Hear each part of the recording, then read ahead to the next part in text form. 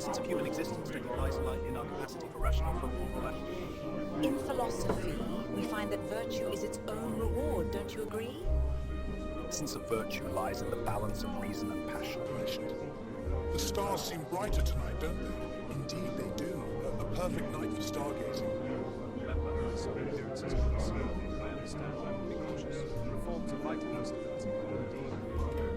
Kant's categorical imperative suggests it's a universal moral upwards of moral supremacy. The new policies are causing quite a stir among the conservatives.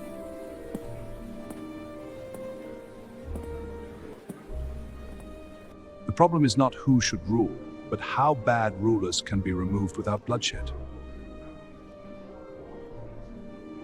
Utopias are dangerous because they consider themselves the final truth.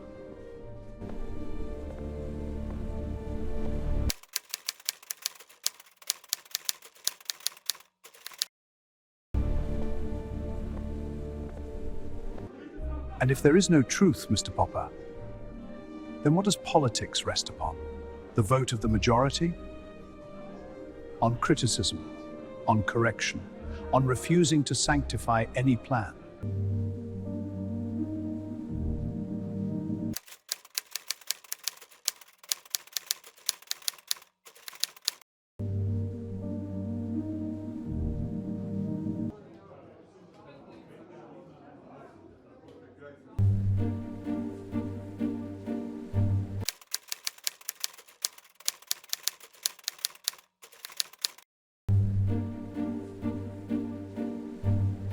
But criticism without a moral principle is lost.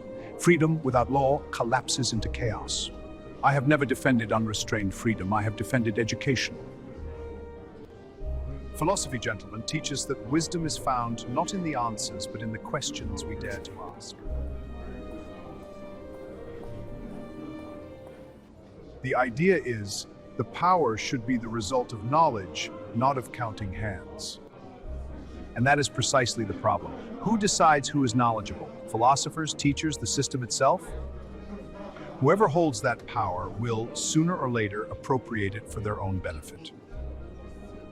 I am not speaking of an infallible ruler. Then of what? Of human fallibility. I am speaking of a path, of a long, harsh, exhausting process. Anyone who rushes toward power is eliminated from the very beginning. But history shows that such processes, when they become closed and immune to criticism, end in totalitarianism. Your utopia, Plato, if it makes a mistake, how is it corrected?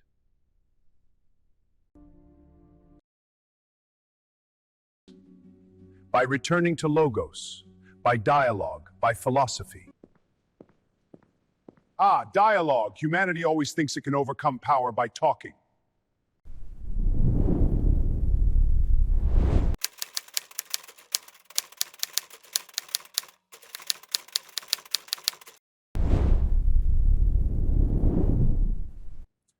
But without dialogue, the human being becomes nothing but a means. Democracy is imperfect, full of errors, but it has one advantage: it can be corrected without collapse. And I say that democracy, if not accompanied by education and merit, turns into the tyranny of the majority. The fundamental flaw in your project, Plato, is that it binds politics to knowledge. And wherever someone claims to know, freedom is in danger. And the fundamental flaw in your view is that it legitimizes ignorance and then expects a rational outcome. Gentlemen, the dispute is not over knowledge or ignorance. It is over whether human beings can be both free and subject to the law of reason. And my answer is yes, but only if no one imagines himself the embodiment of reason. You come from the experience of the 20th century. I come from the experience of the fall of Athens, a democracy that killed Socrates. Majority vote without education is as dangerous as tyranny. Socrates was not killed by democracy, but by fanaticism. And fanaticism is precisely the product of systems that think they possess the truth. No, fanaticism is the product of the inability to think. And democracy, when it lacks education and selection, empowers that inability. Politics is not a place for crude trial and error. That sentence, Plato, is exactly what every dangerous social engineer says. Anyone who claims to design society like an engineering project will sooner or later sacrifice human beings to his blueprint. And anyone who leaves society to itself will have even more victims, only nameless ones. You are both far too optimistic. One of you about reason, the other about reform. Power always goes its own way. If that is so, then ethics is meaningless. Ethics has always been an interpretation of power. Oh, please, don't derail the discussion, Nietzsche. We're talking about institutions. I am just saying, gentlemen. Let me ask plainly, if the majority under the influence of rhetoric lies, what mechanism stops it? The same mechanism that restrains a knowledgeable but mistaken ruler, free criticism, independent press, peaceful transfer of power. And if those very institutions become corrupt, then we must reform them from within. The difference with democracy is that its corruption can be exposed. But who pays the price? The people who become victims of political experiments? And what is the price of removing public participation? The alienation of people from their own fate. I do not remove participation, I stage it. That staging is precisely where power is separated from the people. Power must be separated from the people in order to act in their interest. Power exercised without the rational consent of the people is illegitimate. Rational consent is the product of rational education, not momentary votes. You always want to build the perfect human being first, and only then make good politics. I say politics must be designed to restrain imperfect humans. And I say that if you always assume humans are imperfect, they will never become better. Perhaps your difference is this: one expects salvation from politics, the other expects control. Exactly. Politics is not meant to redeem humanity. But if politics is only control, why involve philosophy at all? Because he who has a why to live can bear almost any how. So that philosophy keeps power humble, not sacred.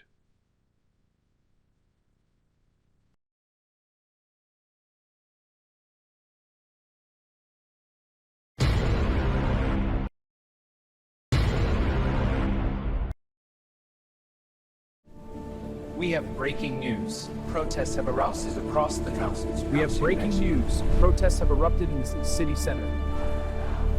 We have breaking news. Protests have erupted across the city. My word, look at that. This is madness. Protests are escalating in the capital city. Use your phone, share everything. Crowds are using social media to organize. We have breaking news. Protests have erupted across the nation. Crowds are demanding immediate government.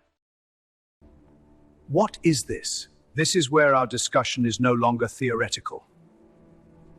Public opinion, but not as you knew it. This is mediated public opinion, compressed, fast, emotional. But public opinion without reflection is dangerous. Say it simply. This is elitist talk. What do the people want? This is democracy without education, but why is it so rushed? Because the media is no longer just a mirror, it is a driver. Congratulations! Power no longer even needs truth, it only needs attention. If truth becomes subordinate to attention, reason has failed. Now tell me, in your system, what do you do with this phenomenon? With a wave that neither learns nor waits? If people themselves voluntarily abandon reason. No, Plato, people do not abandon reason. They are stimulated.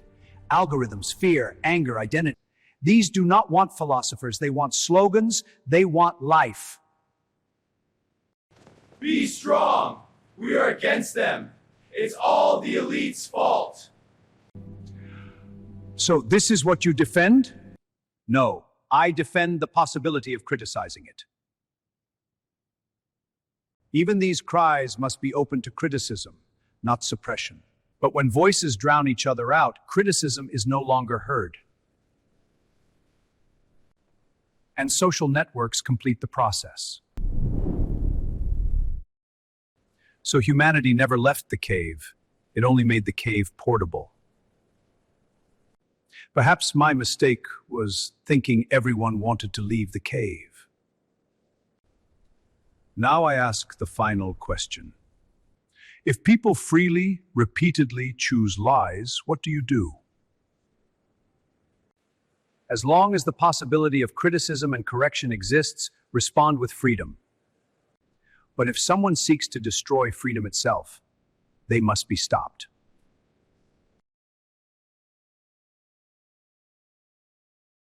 I imagined a city in which human beings wish to become better.